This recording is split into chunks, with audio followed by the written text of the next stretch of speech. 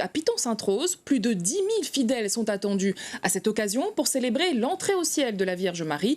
Ils viennent de toute l'île. Cette grande messe sera célébrée par l'évêque de la Réunion, Monseigneur Gilbert Aubry, au milieu du site de la Vierge au Parasol. Et notre journaliste Nathalie Rougeau s'y trouve actuellement. Bonjour Nathalie.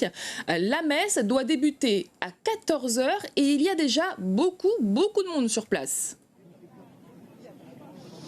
Oui, bonjour Gaëlle, bonjour à tous. Effectivement, il y a déjà beaucoup de monde. Je ne sais pas si vous voyez les personnes installées déjà derrière moi. Et puis, les centaines de milliers de Réunionnais continuent à arriver ici sur ce site de l'esplanade de Piton-Sainte-Rose, à quelques mètres seulement de l'église de Notre-Dame-des-Laves. Alors, ils sont venus bien sûr avec tout l'équipement nécessaire pour passer une journée dans les meilleures conditions avec le parasol, parce que ici, il y a un soleil absolument radieux. C'est une très belle journée. Un petit peu de vent, donc des conditions assez idéales, mais il faut se protéger.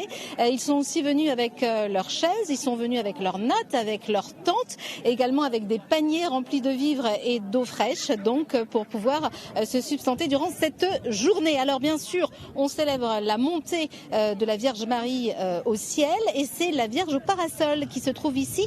C'est donc une réplique, puisque l'original est dans l'église de Notre-Dame-des-Laves.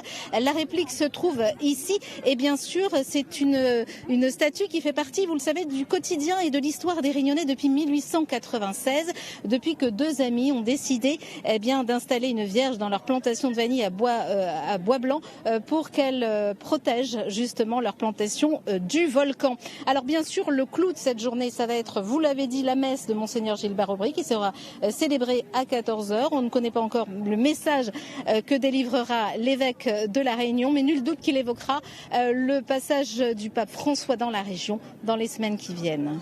Merci Nathalie Rougeau pour toutes ces précisions.